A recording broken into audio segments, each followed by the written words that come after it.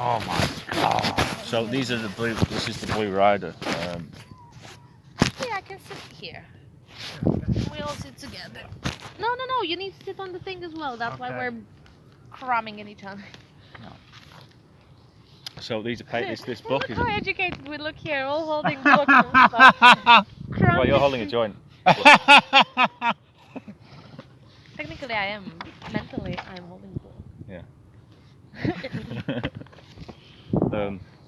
Right. So these are pictures by the Blue Rider group of artists. Okay. Right. So it's not one artist; it's a group. Yeah.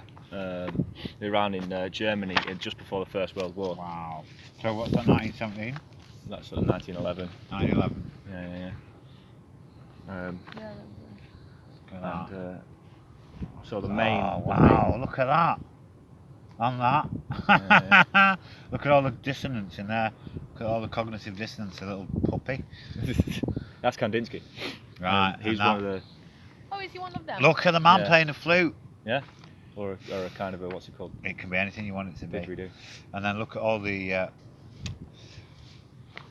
ambiguity in it. It's like there's no clear path. It's very busy. Right. So that's Kandinsky. And the other one was Franz Marc. Right. He's a genius. People in it. Yeah. That's. Why did you scrub that out? Because I don't agree with it. So Unless, this book, 100 artist manifestos, right? This one says about Kandinsky first, it tells you about him, and then it says Franz Marc, a lesser painter and humbler, but I don't agree with that at all. I just crossed that out.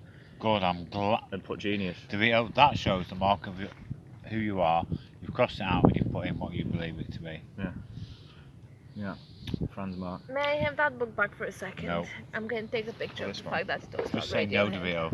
No, Don't be come nice. on, guys, please. I'm going to cry, actually. Aww. I will cry. Okay. I've been crying all day, fuck it. I will cry with you. So preface to the Blue Rider Almanac. Yeah, the Blaue Reiter, Yeah. So that's German for the Blue Rider, see? Named after a painting. Wassily Kandinsky and Franz Marc wrote this preface to the Blue Rider Almanac, which that was the cover. So does that book correspond with this book? Yeah. Yeah. Because one of the 100 manifestos is the one for this. Yeah, but this is 100 different manifestos. So Blue Rider was the name taken from a painting by Kandinsky by a group of German artists that flourished for a short period, 1911 to 14, before the First World War. They included. You're not going to flourish much after the war starts, are you? Well, this is the thing. Like many of them died. They went to fight. They were German. Right. Included Wassily Kandinsky, Franz Marc, Macke, Alexei von Jawlensky, Marianne von Werefkin, Gabriele Münter, Lyonel Feininger, and Albert Bloch. And they looked to Kandinsky and Marc for leadership. And this is their manifesto, right? So. Yeah. I've explained it enough. A great era has begun. Goodness me. I don't think we need the theatrics of it, to be honest. Let's have a chill, calm down lecture.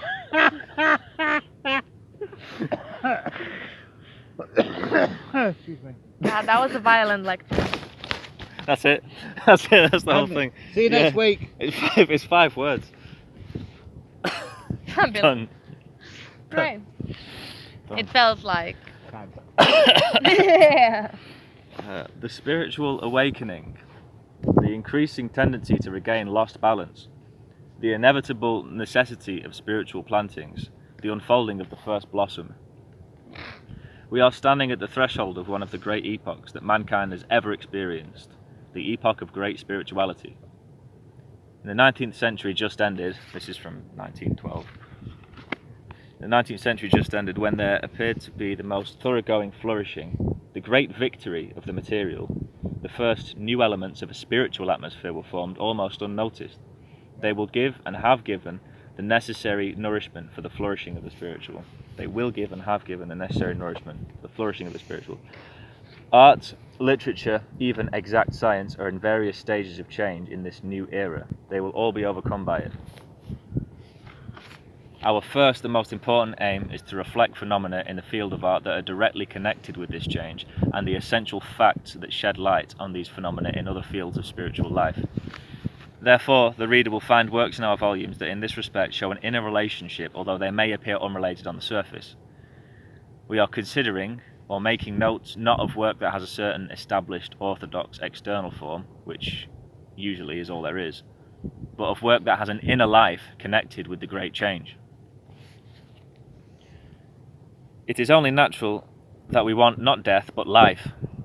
The echo of a living voice is only a hollow form, which has not arisen out of a distinct inner necessity in the same way. In the same way, there have always been created and will increasingly be created works of art that are nothing but hollow reverberations of works rooted in this inner necessity.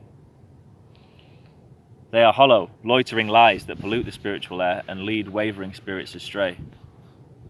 Their deception leads the spirit not to life, but to death. With all means available, we want to try to unmask the hollowness of this deception. This is our second goal.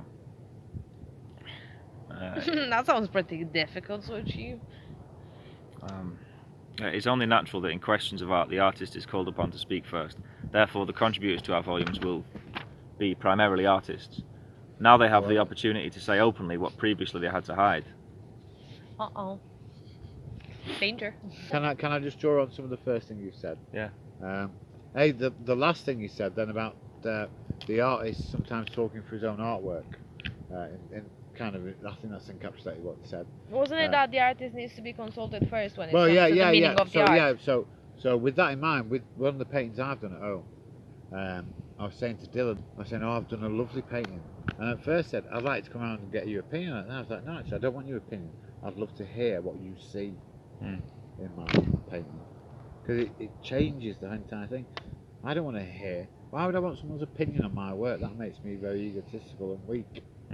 I know what my work is, but I'd like to hear a fellow spirited person give what they see in my artwork. You know, the one of John Travolta and Thingy, I've shown it you, and Samuel L. Jackson that I've drawn on. Yeah.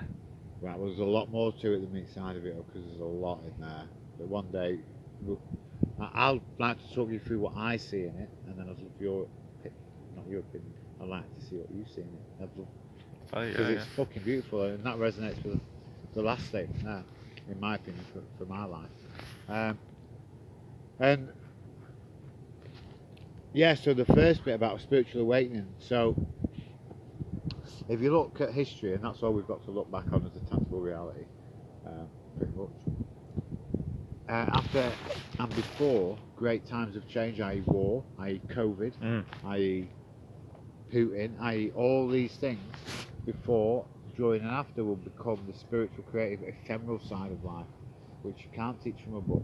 No, if anything, I don't think in times like that art becomes ephemeral. I think it's times like that when art becomes a necessity. Yeah, but it comes in a spiritual way. You find something necessity. So let me draw my experience. Just so let me give you why I'm saying this. So when I had my psychotic breakdown, which pretty much after trying to kill myself at 6 was my lowest point, I found art as a way of expressing myself. Yeah. Because that's how, in my opinion, geniuses communicate to each other through the ages, is through expression.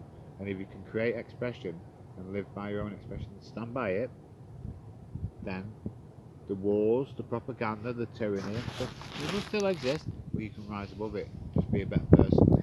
Yeah, but on that topic, you you mentioned the word propaganda and the desire for art and everything in times of crisis, which I totally agree with you. But propaganda, historically speaking, is considered art.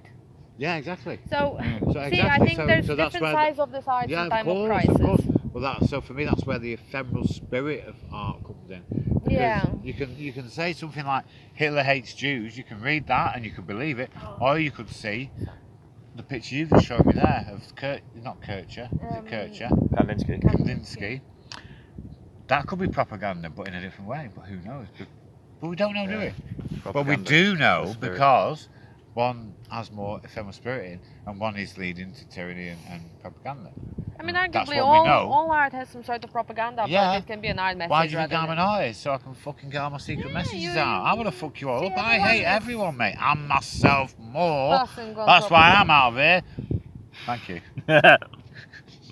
Thank you, Daniel. Now, we are therefore asking cushion. those artists Sorry, who dear. feel inwardly related to our goals to turn to us as brethren. We take the liberty of using this great word because we are convinced that in our case the establishment automatically ceases to exist. It should be almost superfluous to emphasize specifically that in our case the principle of internationalism is the only one possible. However, in these times we must say that an individual nation is only one of the creators of all art. One alone can never be a whole. As with a personality, the national element is automatically reflected in each great work. But in the last resort, this national coloration is merely incidental. The whole work, called art, knows no borders or nations, only humanity. Yes. That An is ephemeral spirit. a great statement.